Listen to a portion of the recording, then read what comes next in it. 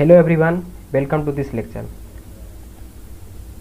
जैसे कि हम पिछले लेक्चर में ट्रांसफार्मर के बारे में जाने थे, ट्रांसफार्मर के बारे में कुछ इंपॉर्टेंट पॉइंट को जाने थे। आज के इस लेक्चर में हम ट्रांसफार्मर के कंस्ट्रक्शन के बारे में जानेंगे। तो कंस्ट्रक्शन डिटेल ऑफ ट्रांसफार्मर, यह देखिए ट्रांसफार्मर का यह कंस्ट्रक्शनल फिगर है, इसको कि हम पार्ट बाई पार्ट पढ़ेंगे। सबसे पहला पार्ट इसका जो होता है वो फ्रेम होता है। फ्रेम ट्रांसफार्मर का आउटर पार्ट होता है जो ट्रांसफार्मर कॉइल और ट्रांसफार्मर कोर को मैकेनिकल सपोर्ट प्रोवाइड करता है, साथ ही साथ उसका प्रोटेक्शन करता है। सेकेंड पार्ट जो हमारा होता है वह कोर है। कोर ट्रांसफार्मर का मेन इम्पोर्टेंट पार्ट होता है, क्योंकि फ्लक्स का लिंकिंग कोर के थ्रू ही होता है। इसीलिए कोर जो है फ्लक्स, मैग्नेटिक फ्लक्स को मैग्नेटिक पाथ प्रोवाइड करता है। हमारा नेक्स्ट जो है वो है वाइंडिंग। वाइंडिंग ट्रांसफार्मर में इलेक्ट्रिक करंट के लिए पाथ प्रोवाइड करता है। वाइंडिंग का सिर्फ इतना ही काम है कि वह ट्रांसफार्मर में इलेक्ट्रिक करंट के लिए पाथ प्रोवाइड करता है। 4 नंबर में हमारा रेडिएटर है। रेडिएटर का सिंपल सी काम बस इतना है कि रेडिएटर ट्रांसफार्मर को कूलिंग पर्पस के लिए यूज किया जाता है। रेडिएटर ट्रांसफार्मर में कूलिंग पर्पस के लिए यूज किया जाता है। यह ट्रांसफार्मर को कूल करता है। हमारे नॉर्मल डिस्ट्रीब्यूशन के लिए जो ट्रांसफार्मर यूज होता है उस ट्रांसफार्मर में रेडिएटर लगा होता है, लेकिन उसमें फैन नहीं होता है। लेकिन जब आप पावर ग्रिड में जाएंगे तो वहाँ पर जो ट्रांसफार्मर होता है उसमें फैन लगा दिया जाता है। फैन का सिर्फ एक ही काम होता है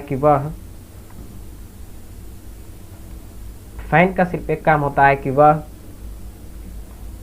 ट्रांसफार्मर को जल्दी से जल्दी कूल कर दे। नेक्स्ट हमारा जो है वो ड्रेन क्लॉक। ड्रेन क्लॉक का काम ट्रांसफार्मर का जो वायल होता है, वायल को चेंज करने के लिए या वायल को बाहर निकालने के लिए हम ड्रेन क्लॉक का यूज करते हैं। नेक्स्ट हमारा जो है वो है रोलर। रोलर का यूज ट्रांसफार्मर के ट्रांसपोर्टेशन के लिए होता है। ट्रांसफार्मर को एक जगह से दूसरे जगह ले जाने के लिए हम रोलर का उपयोग करते हैं। एंड 7वां नंबर में जो है, 7th नंबर में वो है high voltage bushing. High voltage bushing का काम हाई वोल्टेज टर्मिनल को सपोर्ट प्रोवाइड कराना, साथ ही साथ उसको इंसुलेशन प्रोवाइड कराने का काम होता है हाई वोल्टेज बुशिंग का। वैसे ही लो वोल्टेज बुशिंग, तो लो वोल्टेज बुशिंग का काम जो लो वोल्टेज टर्मिनल होता है उसको यह सपोर्ट प्रोवाइड करता है और साथ ही साथ इसको इंसुलेशन देता है। अगला जो हमारा है वो है कंजर्वेटर। कंजर्वेटर भी एक तरह का टैंक होता है ट्रांसफार्मर में, जिसमें कि जो तेल की लेवल होता है, तेल का मात्रा जो होता है वो हाफ होता है, और यह डायरेक्टली कनेक्टेड होता है ट्रांसफार्मर के टैंक से। अगर ट्रांसफार्मर के टैंक में अगर वायल की मात्रा कम होती है तब कंजर्वेटर का ही वायल ट्रांसफार्मर में आ जाता है और उसके वायल लेवल को मेंटेन रखता है। लेकिन जैसे ही टैंक है, ट्रांसफार्मर टैंक में वायल हीट होने के कारण एक्सपैंड होता है, तो वही वायल फिर ट्रांसफार्मर टैंक से निकलकर कंजर्वेटर टैंक में चला जाता है और वहाँ पर स्टोर हो जाता है।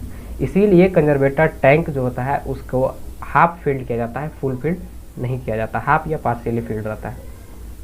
नेक्स्ट जो हमारा है वो है explosion went. Explosion went transformer protecting device है, यह ट्रांसफार्मर सेफ्टी डिवाइस है।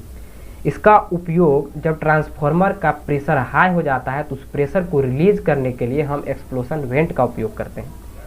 इसका आप एग्जांपल से ये समझ सकते हैं कि हमारे घर में जो कुकर होता है उसमें भी एक वेंट होता है।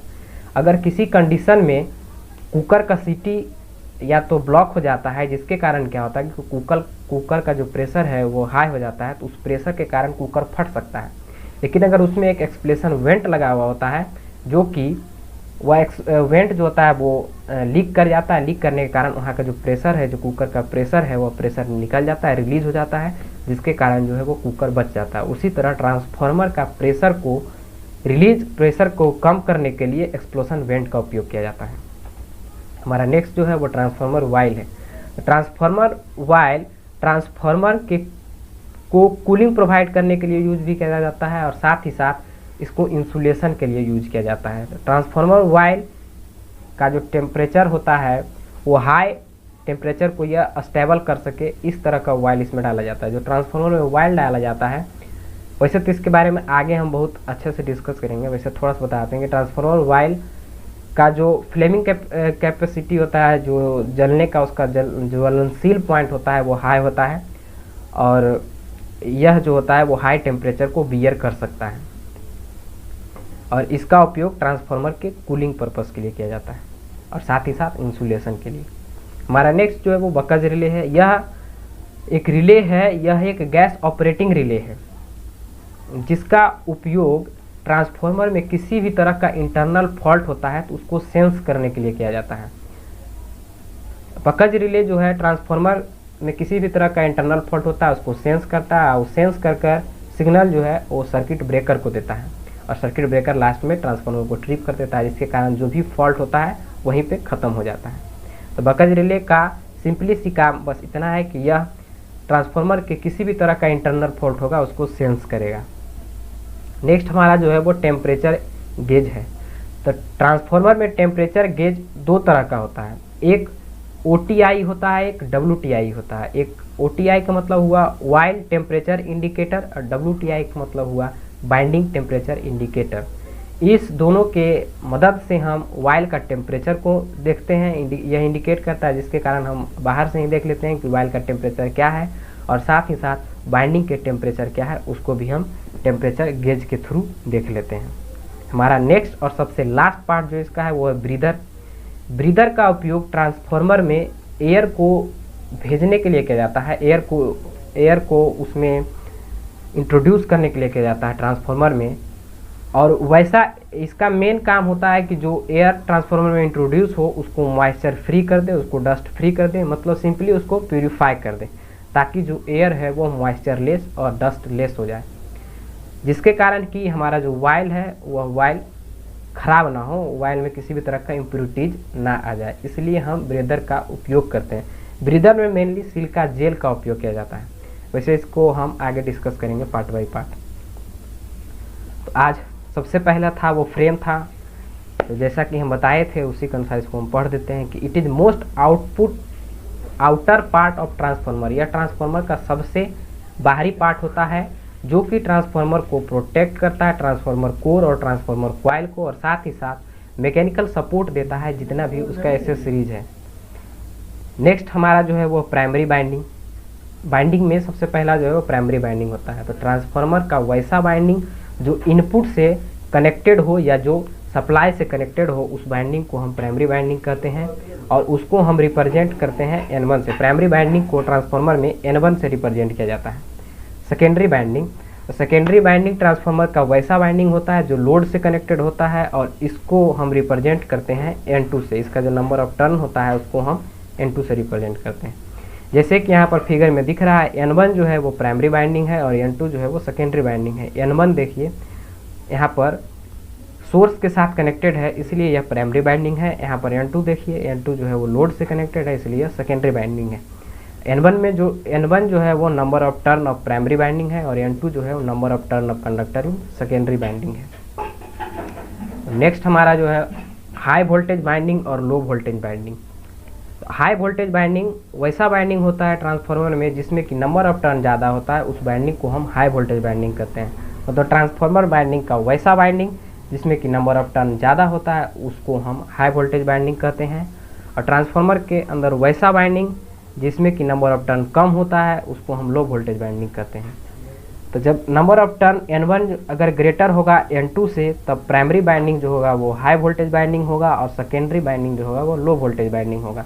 क्योंकि N1 जो बड़ा है, जो बड़ा होगा वो हाई वोल्टेज बाइंडिंग होगा, और जो छोटा होगा वो लो वोल्टेज बाइंडिंग होगा। तो अगर N1 बड़ा है N2 से, तो N1 जो होगा वो हाई वोल्टेज बाइंडिंग होगा, और N2 जो होगा वो लो वोल्टेज बाइंडिंग होगा। इसी तरह N2 अगर बड़ा हुआ N1 से, तो N2 जो होगा वो हाई वोल्टेज बाइंडिंग होगा, और N1 जो होगा वो लो वोल्टेज बाइंडिंग होगा। हमारा नेक्स्ट जो है वो ट्रांसफार्मर कोर है, जिसको कि मैग्नेटिक कोर भी कहा जाता है। कोर जो होता है वो ट्रांसफार्मर का वैसा पार्ट होता है जिसमें कि वैसा पार्ट होता है जो कि मैग्नेटिक फ्लक्स के लिए लो रिलक्टेंस पाथ को प्रोवाइड करता है, और साथ ही साथ दोनों बाइंडिंग को होल्ड करता है। लो रिलक्टेंस पाथ मतलब होता है जैसे कि करंट के फ्लो में जो इलेक्ट्रॉन का फ्लो होता है उसको रुकावट के लिए रेजिस्टेंस आता है, उसी तरह मैग्नेटिक फ्लक्स के फ्लो के रुकावट के लिए रिलक्टेंस पाथ आता है। ट्रांसफार्मर का कोर जिस मटेरियल से बना होता है उसका परमिएबिलिटी जो होता है वो हाई होता है और उसका रिटेंटिविटी जो होना चाहिए वो लो होना चाहिए, मतलब उसका परमिएबिलिटी हाई होना चाहिए और रिटेंटिविटी लो होना चाहिए। The core of transformer is made of silicon steel. Transformer का कोर जो है वो सिलिकॉन स्टील का बना होता है। तो अब हमारा नेक्स्ट टॉपिक आता है कि सिलिकॉन स्टील क्या होता है, इसके बारे में कुछ जानने। तो हमारा silicon steel mainly ferromagnetic material का बना हुआ होता है। इसका परमेबिलिटी हाई होता है और इसका रिटेंटिविटी लो होता है। इसका यह जो होता है सिलिकॉन स्टील जो होता है इसका हिस्टेरेसिस लॉस इसमें कम होता है क्योंकि इसका हिस्टेरेसिस कोफिशिएंट जो होता है वो कम होता है। तो स्टील का हिस्टेरेसिस कोफिशिएंट 191 होता है।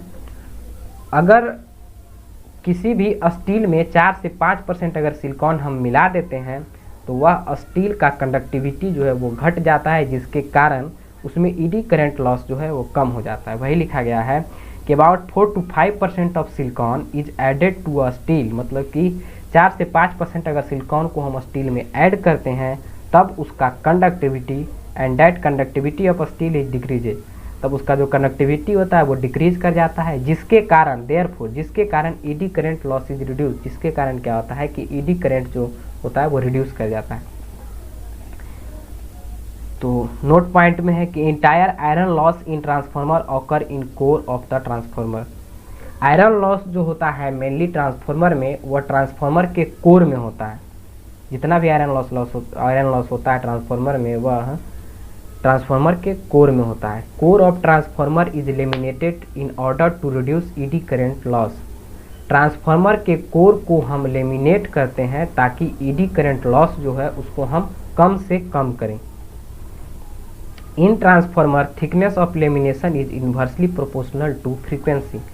ट्रांसफार्मर के केस में जो लेमिनेशन का थिकनेस होता है वह फ्रीक्वेंसी के इन्वर्सली प्रोपोर्शनल होता है।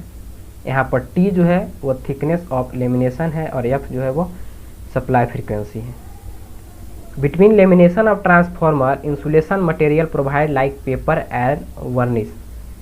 दो लेमिनेशन के बीच में हम इंसुलेटिंग मटेरियल का प्रयोग करते हैं जो कि पेपर और वार्निश होता है। लेमिनेशन ऑफ कोर के बीच में जो इंसुलेशन होता है, इंसुलेशन के प्रेजेंस होने के कारण क्रॉस सेक्शनल एरिया को दो भागों में बांटा गया है। एक होता है जो ग्रॉस क्रॉस सेक्शनल एरिया और दूसरा जो होता है वो नेट क्रॉस सेक्शनल एरिया। तो gross cross sectional area lamination मतलब वैसा एरिया जिसमें कि लेमिनेशन का भी एरिया और साथ ही साथ इंसुलेशन का एरिया दोनों को जब हम ऐड कर देते हैं तो वह एरिया जो होता है वो ग्रॉस क्रॉस सेक्शनल एरिया होता है और इसको हम एजी से रिप्रेजेंट करते हैं। इसमें लेमिनेशन का भी एरिया रहेगा और इंसुलेशन का भी एरिया, दोनों एरिया को अगर हम ऐड कर देते हैं तो वह एरिया जो बनता है वो ग्रॉस क्रॉस सेक्शनल एरिया बनता है। जबकि नेट क्रॉस सेक्शनल एरिया में सिर्फ हम लेमिनेशन जो होता है उसका एरिया को अगर हम यूज करते हैं, ऑक्युपाई करते हैं, तो उस एरिया को हम नेट क्रॉस सेक्शनल एरिया कहते हैं। नेट क्रॉस सेक्शनल एरिया में हम सिंपली लेमिनेशन का एरिया को यूज करते हैं तो उसको हम नेट क्रॉस सेक्शनल एरिया कहते हैं, और अगर लेमिनेशन के साथ साथ इंसुलेशन का भी एरिया का अगर हम उपयोग कर रहे हैं तब उस एरिया को हम ग्रॉस क्रॉस सेक्शनल एरिया कहते हैं। और ग्रॉस क्रॉस सेक्शनल एरिया को हम एजी से रिप्रेजेंट करते हैं, नेट क्रॉस सेक्शनल एरिया को हम एन से रिप्रेजेंट करते हैं। इन net cross sectional area occupied insulating material is not consider. इसमें इंसुलेटिंग मटेरियल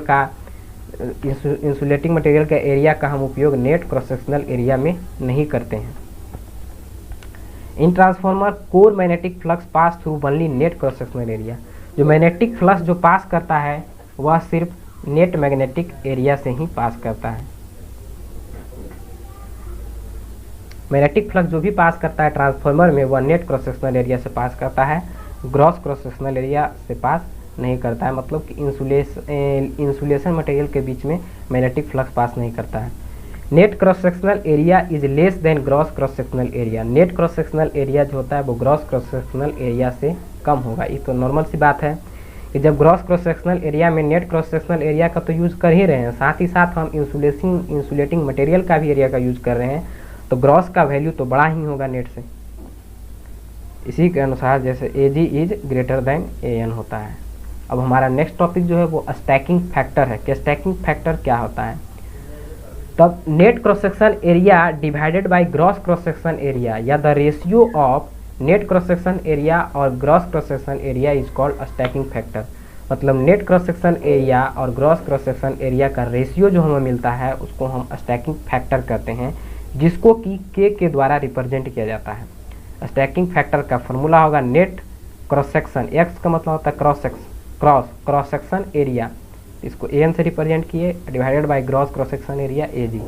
तो यहाँ पर K बराबर AN अपॉन AG होगा, उसी के अनुसार AN बराबर क्रॉस मल्टीप्लाई करेंगे तो K AG होगा। The value of stacking factor is always less than unity. Stacking factor का वैल्यू हमेशा 1 से कम होगा, क्योंकि AN का वैल्यू तो छोटा है और AG का वैल्यू बड़ा है। जब ऊपर का वैल्यू छोटा है और नीचे का वैल्यू बड़ा है तो कभी भी वैल्यू 1 से कम ही आएगा, 1 से ज़्यादा कभी नहीं जा सकता है।